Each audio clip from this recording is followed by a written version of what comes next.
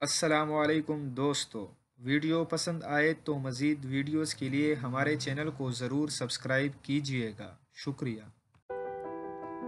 چین میں ایک مسافر نے ٹیک آف سے پہلے ہوائی جہاز کے انجن میں سکہ پھینک دیا جس کی وجہ سے پرواز کئی گھنٹے تاخیر کا شکار ہو گئی۔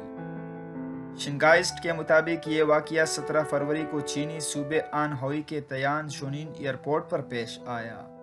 28 سال لون نامی مسافر لکی ایئر کی پرواز میں سوار ہونے لگا تھا جب اس نے جہاز کے انجن میں سنکا پھینکا۔